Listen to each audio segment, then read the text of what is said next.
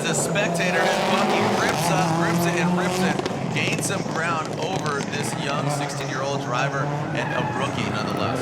The thing about being 16, you actually don't know any better. I think there's no fear. You're not going to be freaked out by anything. You're just going to go He drives out. really well. Yeah. As opposed to Bucky, he's thinking about everything. What he isn't thinking about. Oh, He's missed it. Bucky's missed the ball. All right. For sure he's missed that man. ball. That's going to be a second penalty, waiting for that to be updated.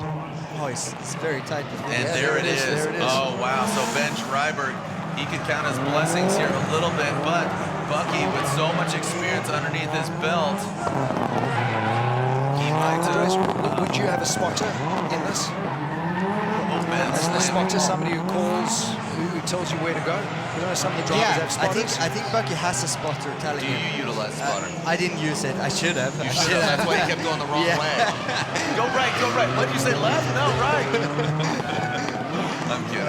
No, it's the truth. It's the truth. It's hard. It's hard. This track is so long. It's the longest one we have had so far. So it's really cool to see this Subaru battling it out. And something they aren't thinking of in this moment is they're gonna spend the car. You know, they're not thinking about the budget right now. No, it's really close. Look, Bucky might make up that second. We could have an even finish here, accommodating for that penalty, or Bucky could even maybe have an advantage. So look, cross finish line, and look at that. So 1:30, it's just about 0.3 seconds. That's so Buck, so Buck does have a slight advantage. He's got a lot of work to do. So it was cool to see, like, Bucky was quicker in some areas, and then the other guy took. Have a look at that. That's the miss right there. One. So close. Yeah. And we saw that on board with Bagsy actually looking out the corner over his shoulder to make sure you've lined it up, you don't miss it. But that happens so easily. Yeah. We're talking millimeters. It's crazy. All right, so let's alternate sides, and over to that side goes Bucky. But you know they go up against, though, the winner of this has the exciting battle round in semi-finals. Go up against Petter Solberg. Yeah. So much to look forward to. This is what matters now, though. All right, so Bucky nailed the start in the first race. They've swapped sides now. We've said it a few times. Drivers don't always like the right side, but Bucky's got a bit of work to do. Slight advantage. all right, Ben Driver looks like getting the course ready, and there we go. You like that point, huh? Real animated point. Yeah, Bradkovsky, as they call him.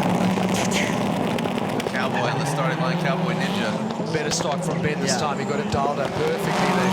A lot cleaner start now. Bucky really needs to stay focused. And Driver, he's basically like got nothing to lose. Yeah. He knows who he's going against, and he's going to throw it all out there because if he loses, it was kind of written that way because Bucky and all his great experience. But He's Ben in would front love of to, he'd love to be spoiler. Yeah, he was braking later into turn 1, and he's actually in front of Bucky right now. That time Bucky slammed into that ball. He definitely made hit sure. it. But that's what we said. I mean, being 16, I mean, I'm trying to remember, did I fear anything when I was 16? I didn't. You know, I don't think you really care. But this is... catch him up now. All right, so I think Bucky's pushing a little bit wide there. I think Ben certainly got that lead. But this is that tricky bit for me, coming out of here and then rotating around that pinata. Bucky makes sure of it. That's good. This is a good race. Norwegian? No, that's a good one, I said. Oh, I think it's like I think he said I think you're throwing some other languages out there.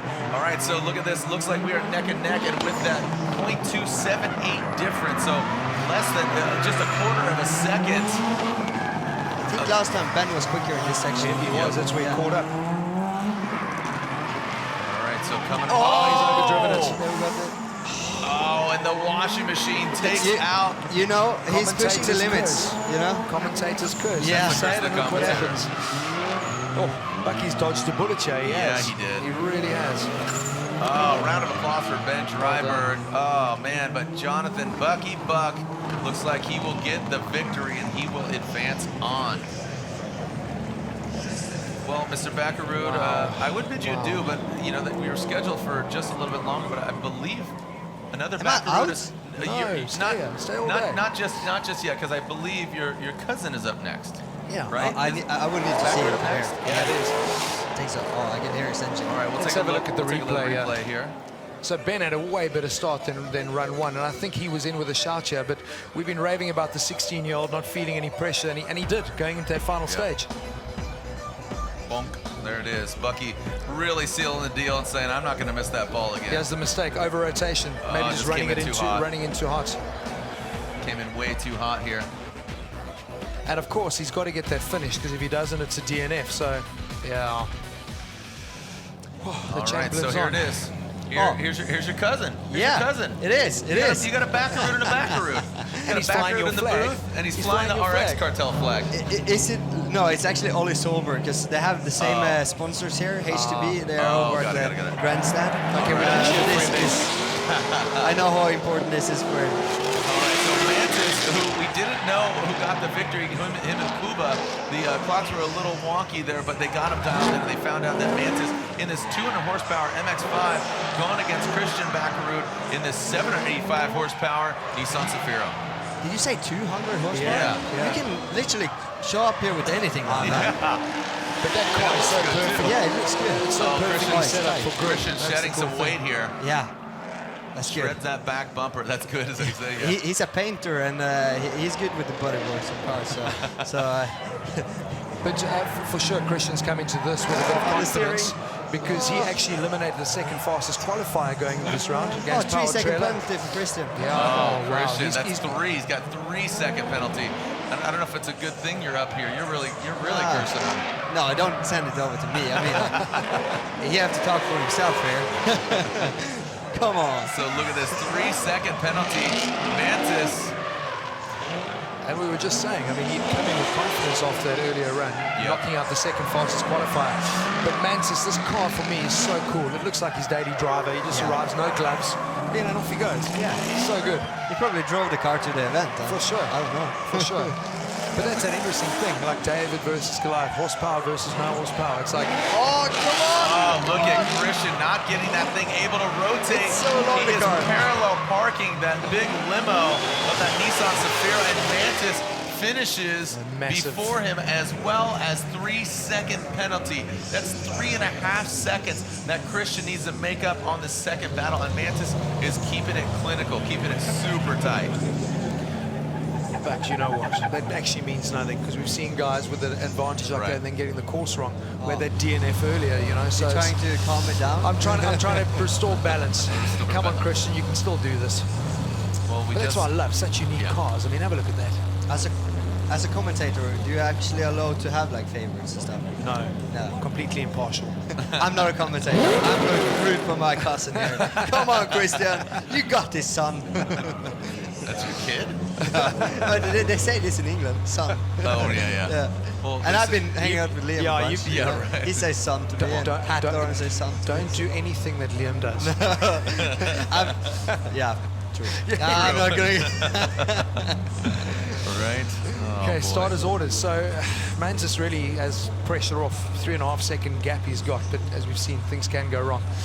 Christian with it all to do, and on the right side of the circuit under starters orders. Let's have a look. And Christian's got it nailed off the line here. He's got plenty more horsepower. Red light. There we go. All right, the light illuminates, or excuse me, extinguishes. So Christian Baccaroot looks like he's got way more grip on that second run, and that's where he needs to flex some muscle. He's got to make it up here, because his first part of the circuit is more horsepower.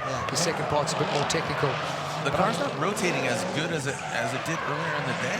Yeah, but you know what I'm loving about this? Compared to Christian in South Africa last year, he was smoking style. He was drifting it. He's actually now learnt that he's got to get the changed his rotation. differential from last year. Last year he had a welded diff, and same as me this year, it's just sliding. And in Gymkhana you need to slide and go and forward, have grip, you know, and have grip. Yeah. So that's the big change he have done. Obviously, you can see the car behavior is very different. Yeah. All right, so Christian brings it around. This is going to be a tight one, but again, we have a it's not lot going of time. fast enough. Come on, Christian. This is not good. Your name is Baccaroot. Come on. Oh man, look at this. Just I'm sure all the guys in Belgium. And he goes slower. See, announcer's curse. Now you're an announcer. But yo, hats off to him. But I'll tell you what, Mantis is just putting it down right now. And Luke, when he was here, picked him as his dark horse. That's he said Mantis does Gymkhana in the UK, and the man is on fire, and he's really showing off. He's doing a great job. Yeah, Formula G he competes in as a Now look at Mantis, brings it in, wraps it around, and it looks like that's going to be all she wrote for Backaroo. Not only on track, but up here in the booth as well. Yeah. Man. Unfortunately, I'm out. We out. Wow. Yeah, Backaroo 1-2. Bye-bye. Listen, Andreas, cool, man. Nice to have you in commentary nice. with us. Very, Nice very being cool. here. Thank you, guys. Good to see you again. Thank you so much. All right, so Andreas, thank you, sir. There we go. Selfie. Just a quick recap on our results. So, looking at our rear-wheel drive category, Paweł Koperlinski from Poland knocking out Bagsy in that first race, and then Christos beat Dmitry Iliak in the second race. So that's our semi-final one. And we've just had Mantis that's obviously knocked out Christian Bakkerud, and we'll pick up on the results now. Back to all-wheel drive. Yeah. And here we go. Oliver Solberg. So second fastest qualifier, but in his little practice run with his dad earlier, he set the fastest time at 2:55 and actually beat his dad by 2 seconds. So we know the pace is there, and he's going up against my South African man, Carl van As. I don't like the fact they've got Carl van As. It's actually with one S. Just a note to whoever's got that typed up There we there. go. Ollie Solberg, as you said, it seems like the target is on this young man's back as Ollie Solberg brings it through, and this thing is an absolute hot rod. Yeah, it's a little bit of a tricky one though, because Carl, for him, he knows he's not actually in a battle, making a mistake there. He's not in a battle with Ollie. For him, it's did Ollie touch that? Interesting to see the replay on that. Obviously, Carl not in a battle here against what is essentially like an RX car. He's battles against people like Bucky, but I think just to be able to be showing off and going door to door with the great Oliver Solberg is really cool. Something he'll love on his personal playback highlights reel. Look at Ollie just whip that thing in. He absolutely punted, regardless of how big the hit. It just came in and swung for the pinata wrecking ball, and now approaching the grid sign, the grid billboard. No problem for him, and all signs are saying Ollie Solberg here, as long as he keeps it tight and right. I mean, he is just prepared. He wants this. He wants to take him out. He got taken out by his dad. And everybody's been talking about that, father versus son. Oh, that's what I love. And it could end up that way because, right, this is the last. No, sorry.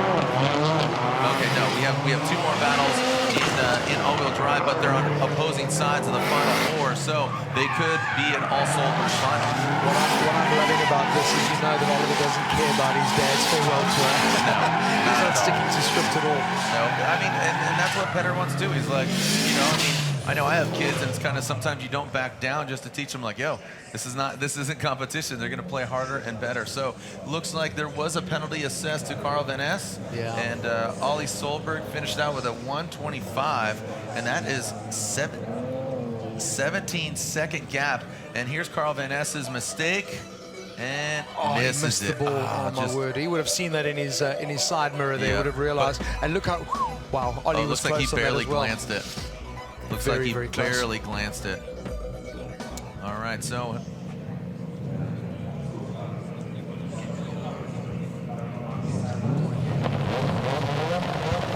All right, here we go.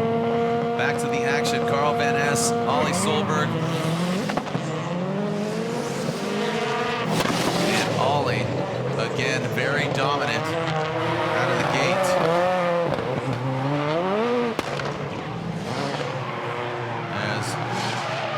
See Ollie, now Carl van Es bringing it around again. Yeah, Carl will be obviously disappointed with his earlier run because that was a bit messy according to his own standards. He's a real perfectionist, so he'll want to make sure he's got a tidier final run here for sure. And around that pool, that Oliver Solberg, made famous in Gymkhana 10. If you haven't seen it, the video where Ollie comes in and has a little cameo in Ken's video. I feel we've got to be standing up pretty soon because I see there's a special guest coming to join us as well. Do I salute or do I get my sword out of my sheath? I think we salute. Did you go to the army? We salute. Sir Chris Hoy, is this happening right now? Good, good man. To see you, Good. Welcome. Come and join us. Yeah, we'll get your headset on here, and we're seeing a dominant performance here by Oliver Solberg. who has the fastest time so far, 2:55, compared to that 2:59. But we're joined by Chris Hoy, who unfortunately got knocked out, but a testimonial to how difficult it is here at Gymkhana Grid. Sir Chris Hoy, an Olympian. I mean, you've done so many different forms of racing, but your experience here at Gymkhana Grid.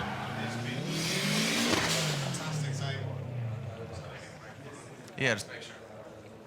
No. Yeah, let's hear you on. Yeah, I think so. I think we just want to check that we've got... We'll take a look at times here, but it looks like Ollie Solberg advances on in a very dominant way. So, Chris, let's see. Are we on? Are we on now? Yeah, we are. there we go. We can hear you. There we go. Yeah, it's been amazing. Do you know what? I just didn't know what to expect. And I've been doing various forms of motorsport as part of a TV series. And this is, but without doubt, the toughest one so Really? far. And my respect for the drivers is, I mean, it was huge before, but even more so now. It's just the precision, the focus, the commitment. You know, if you get it slightly wrong, like I did in practice yesterday, you know, there's some hard objects you can hit and damage your car. So, just delighted to be here. It's a privilege to have the chance to do it. But yeah, I take my hat off to the guys and the girls. And I think it was interesting because you went against Reese Yates, who has identical car, right? It's that i20 Hyundai. So it. No offense, again, just pointing it out. The attitude of your car, how it rocked back and forth. You could see Reese Yates keeping it really linear, keeping it really style, and keeping it good. Speaking of style, this is Smoke and Style. Real quick, Maris, who do we have out here in Smoke and Style? And we got this Toyota 86, as well as this BMW, and I believe that's from Oman as well.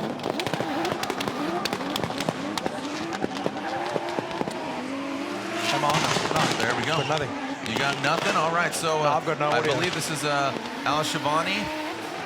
Yep, there we go. Al Shabani and David Spasab, actually. So this is Smoke and Style. This is just something really kind of fun.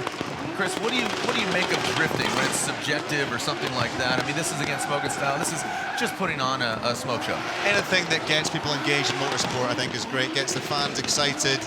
That, you know, it's about the different kinds of cars, the different styles. It's loud, it's exciting, and I think it's great. I mean, I'm going to go and try some drifting in 2 weeks' time with James Dean. Oh, cool. I'm not competing. We're going to actually see him compete and then have a shot at his car. So I'm going to get a chance to find out soon. Awesome. And can you talk about the kind of this project? Or what's going on? It's Motor Trend and Discovery. So it's going to be a 6-part series. Basically, me trying different forms of motorsport. It's going to be, you know, basically being a racing driver or Gymkhana driver or drifter. It's the best job in the world. It has to be. And it's about trying these different jobs and experiencing them. Some things like this I'm actually competing. Some I'm just trying the car. Done monster trucks, Formula E, Porsche Super Cup at Silverstone, Porsche GT2 at Spa. What a terrible life. It's, you know, someone's going to do it. Someone's going to do glad it. it's you. What was the challenge here? Well, the biggest challenge was I hadn't even seen the car until Wednesday, so I haven't driven a car like this before. I hadn't been on a track like this before. Everything was new, so trying to learn how to rotate the car, it goes against everything that you're used to in a circuit where you're trying to be smooth and it's predictable. The biggest challenge is learning the circuit. And for me, I get lost coming out my hotel room. I go the wrong way to the lifts. Well, so. because you've only ever turned left. Exactly. On the velodrome, yeah, you just go that's left, all you do. right? That's all you do. But we obviously saw you. We big fans of World Rallycross. We saw you have a go in that. I mean, that is bang for buck, incredible motor racing. You enjoy that? I had so much fun there, and it was a little bit closer to circuit racing from a previous experience. My hero was Colin McRae, so you know his full commitment, his driving style. That's what got me interested in cars in the first place. Because I was into bikes when I was younger, and it's really my late teens and kind of early 20s I got into cars. So where do you go from this? Because I know you're doing the TV show, but I mean, could this be a career? It's a hobby. It's a hobby. I'm an enthusiast. I'd love Let's be honest. any opportunities. I'd love to get stuck in. But yeah, I'm very aware of my level and where the pros are. So yeah, more circuit racing. Maybe some rallying. I'd love to try some rallying. You know what's cool for me though, because I think, I mean, we're making TV, and sometimes you've done really well in all these challenges you've done, and sometimes it doesn't actually make for good TV, because like, people might think, oh, this is quite easy. He got off a bicycle and he's nailed it. Well, that's it. It's a bit of a reality check here. I think for this series, it's to get somebody who's got a little bit of experience, who can drive at a reasonable level, but more like your average person in the street. Because I think a lot of people watch this and go, the pros are so good, they make it look easy. Right. So you watch F1, you watch Gymkhana Grid, you watch rallying. They're so precise that they fool the spectators into thinking it's easy. And so you get an idiot like me coming in, trying it, and being pretty mediocre, and you can show you just how hard it is. What's the name of the show? They make it look easy? We're not sure the name yet. It's going to be one of two things. But cool. yeah, All right, we'll keep that under wraps. But again, we just real quick back to the action here, because we do have a competition here as we just ended Smoke and Style. That was again from Oman, Sami Al-Shavani and David Spasov from Poland, and the fans just absolutely elated for their local driver there in that Toyota GT86. But real quick, we're going to Nick Knack and Daigo Saito. This should be a fun one, because Daigo Saito, defending champion, 14 years old. Nick Knack, talent right out of the gate. 14 years old. 14. Seriously? Yeah, he's 14 years old. What were you doing when you were 14? Exactly. I don't know. Pushing You don't want to know. I was riding a BMX bike still. Oh, there you go. Here we go. So let's go back to the action here. We'll have some more words with Sir Hoy here as Daigo Saito fires off Nick Knack. 700 horsepower under the hood of that BMW, but he says that Mass Motorsports not running 100%. Luke Woodham, Tessa saying that maybe Daigo Saito has a little bit of special sauce here today as opposed to yesterday. That brand new 2JZ Toyota Supra. Very beautiful looking car, but again, looks better on top of the podium. Can he go back-to-back last year to this year here at Gymkhana Grid? And this is what's critical here, is experience. We know what a cool operator Daigo is, and this is what you need to be doing now. Yeah. Conditions are changing. Sun is set, it's getting dark, different obstacles, the way you're viewing them now in the dark. The guys haven't done it in the dark yet. This is really getting thrown in the deep end. And what I loved, Chris was talking earlier about, they make it look so easy. If we go to the onboard footage and you watch the footwork and the handwork from Daigo, I mean, literally looks like he's just potching around a parking lot. It's incredible. Yeah, Daigo Saito, again, the winner last year. He was in a Corvette, now this new vehicle. Daigo, there we go. There's that in-car. You see him just yank the handbrake. Hasn't even touched the shifter unless, I mean, he's not shifting on, just keeping it right here. They wanted to try and get the ratios right. They didn't have to go through the gears, but the courses ended up being a little bit longer than expected, so they've been struggling. But yeah, he's maybe just keeping it really long and then just whacking the clutch. But look at him just rotate that thing around, feeding the wheel, just feeding it out. Just, I mean, on a dime. On a dime is Daigo Saito. Nick Knack dealt a very difficult battle there, but you know what? Crazier things have happened. Yeah, impressive stuff. It's just for us, really. We were talking about earlier before you came in with one of the other guests, with Tessa, and just saying how cool it is for a sport like this to have people like you involved in it, because it changes, it changes demographics, it reaches new markets, and that really is what Gymkhana Grid is about. You know, coming to new territories and meeting new fans. So it's really cool that you've done this. Well, thank you. It's been great to be here. Everybody has been so friendly. You know, you walk around the grid, people are sharing equipment, they're sharing tools, information, trying to help each other. There's none of the kind of secrecy that you get in other forms of motorsport. Everyone's really welcoming. So, yeah, a really unintimidating grid, quite an intimidating environment to actually go and drive in. It's not easy at all, but in terms of the people, it's been fantastic. Yeah, that's what happens when there's no big manufacturer, you know, where it's like you've got to, you know, everyone's here to still have a good time and help and turn it into a great event. And the variable is the driver. The variable is the driver and the mind and the course. Yeah. Because as they're running these mirrored courses, when we talk about that playing mind games, I mean, you watch anything of cycling, a lot of mind games. You're playing chess on that velodrome when you're riding and doing. Do you do that thing where you kind of do the bike walk and you do the slow and the start and go? Yeah, that was one of the events I did. So insane. So basically half of it, you have to have the power, you have to have the speed, but you also have to have the right tactics and have the ability to focus. And the difference between what I used to do and this is that I knew what I was doing, which, you know, so you could go into it and you could go into autopilot and it was about being focused, whereas you're still having to physically remind yourself about, okay, pull the handbrake now, earlier, hold it a bit longer, dip the clutch now, and it's not an automatic process. See, this is muscle memory for them. Yeah. You know, you're getting flooded with information. You know, you're trying to drive the car and still keep it on the course. That's tricky. So after that first battle, again, 2.6 seconds separate these gentlemen. Daigo Saito has an advantage with Nick Knack actually having a penalty. So about 2 seconds, 2.5 seconds separate them, and there's going to be a second in between.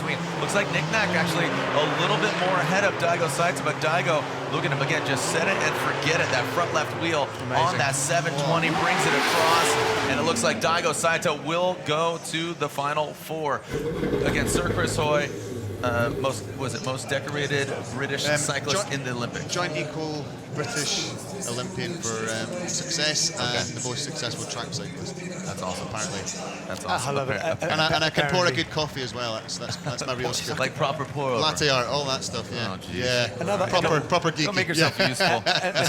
Another hobby. Hey, he's got Another a lot of hobbies. hobby, right? Races, cars, You gotta keep yourself barista. busy. He can do the Moroccan tea, like he does the full behind the back. I mean, That's it. yeah, but knick-knack, good That's effort. That was the that was the penalty. He penalty. missed the ball. But you know what? He's going to take a lot of thrill out of the fact that he actually crossed the line ahead of Daigo Sacha in right. that second run. As a 14-year-old, he's going to come back hungry at Grid 2020 for sure. I know he's been drifting since he was 12 years old. I mean, he blew up the internet. His dad is heavily involved in the drifting world. He's come over to the States. He's come to drifting events. He hasn't competed in Formula Drift, is the series that I primarily announced. I don't know if that's an age reason or just wasn't prepared, but he's talented. If you look up knick-knack on the internet, but unfortunately gets taken out by the ninja Daigo Saito. So here's Reese Yates. This is the vehicle. And, so again, some Rico Taco. Very similar builds here. You know, small, short wheelbase. Yeah. Rico, really a good surgeon when it comes to rotating that car. From discipline, stage rally to rally cross. Yeah. They kind of both, they're both getting involved here. Yeah. I'm just going with Reese on this one because I think the stage rally actually helps him focus and ignore what's happening on the other side and just get down to business on his circuit. But he's gone and missed. Oh, jeez. Was that a miss? Commentator curse. I'm sure It he's has missed come into it. effect multiple times. And again, I'm gonna go with Rico. I like Reese. Met his mom, and I believe it was his girlfriend or somebody. It's her birthday, was it? I think 2 days ago. Yeah, that's right. Oh, okay. Good knowledge. Yeah, right. We're pulling all out here. I hung out with the parents. Super cool. I think they're loving it. You know, Reese has had a big smile on his face. Yeah. And Oh, and it looks like he missed that ball too. So that short wheelbase not working out. So Rico Taco, both of them assessing 1 second penalties, and there it is. He missed that second ball. Yeah, it's going to be tight here, but we'll see what he can do. He looks he's got a slight lead here. Yeah, Make he up for does. the penalty. So Rico Taco, only 1 second, 2 second. Reese Yates. But this is what I mean. We mentioned earlier. It's a totally different driving environment. New for all of them now. They know the course, and now the conditions just keep changing. Yeah. Track keeps evolving. With it cooling down, the temp's cooling down, the grip. What do you think? It's getting worse or better? No, I think it's going to be more difficult for the guys to get the heat into the tires. But that's what the guys were talking about. With a track this long, by the end of your first run, you've got to swap over. And you've got no tires to complete the next course. So there's a lot of strategy that's going into how you run this as well. Oh, and love in Poland. So lovely. So we can see the final results here. Rico Taco with a 131, Reese Yates with a 132, and that was with the penalties assessed. So 1.439 separate the two drivers with an advantage going to Rico Taco from Finland. Reese has a bit of catching up to do. Yeah. Everything to do on this on the second run. Well, if he wouldn't have hit, or if he would have hit the two balls, he would have the advantage. Yeah. So that's where it comes down to it. I think his approach definitely was going into it was to not worry about hitting the balls too much because he felt that if he got too close, he's been struggling with that. Yeah. But he said if he got too close to clip the barrier, it'd be more Detrimental. consequence. So you know, great insight because he has improved. He seems to be learning each time, so he seems to be getting quicker and quicker. So hopefully he can make up for it. Yeah, because look, we've seen this. You know, you put things together perfectly during your seeding runs. Third fastest qualifier. We had Bagsy fastest in rear-wheel drive knocked out because this is when it matters. Yeah. You know, Under the the pressure. playing, 100%. And I mean, he doesn't make you feel calm either. How to start his orders. Look at that face. Yeah, right. He's a good guy. He gives you a thumbs up every time. Yeah, the executioner. When he goes thumbs down, it changes the whole scene. Off with his head. Reese Yates, Rico Taco, Sir Chris Hoy in the building here. Marius Roberts, I'm Jared Dienda, and we haven't talked to Colby West. Where's Colby at? We'll get him involved here momentarily. I think he's gone on holiday. Has he gone on holiday? All right. Listen, Reese got a really good start there, and he's on the side that everyone seems to be favouring. So this isn't over yet, 1.4 difference. So that is nothing on a Gymkhana Grid circuit. That can change just as quickly as... and there it is. There it is. Rico Taco misses the ball. Don't know if Reese got it. But Rico Taco will get that penalty. And you know what that does? You know what that does to you now? You know you've made a mistake. Now you want to push harder to try and make up for it, and you can't because that leads to the second mistake. I love this format. It's such a mental game. Oh, he's missed it. My goodness, he misses it. So now it looks like they will be neck and neck, and that could have been the deciding factor there for Reese Yates. But look, he is ripping through that container turn. Here comes Rico Taco around that grid billboard sign. He's made a mistake as Riku got it bogged down there, and that's unleashed Reese. He's got a nice little gap here. He's got to keep it tidy, and he could be going through to the semi-finals. All right, around that second bumper car, washing machine turn. Into the final one goes Rico. Pushing it a bit wide through there. Yeah, he's got it. He's got the advantage here. He's got to finish this. But remember, he has that 1.4 seconds, so he needs to finish 1.44 before. Go on! And look at it. 1, 2. Is that enough? Is that enough? No. That is not enough. Riku Taku. Not by enough. 0.4, wins it by 0.4. And look at, there was only a second difference between the two. They had a 132.8 and a 133.8. So if he would have hit that ball, if he would have hit that ball, Reese Yates would be sitting in a much different position.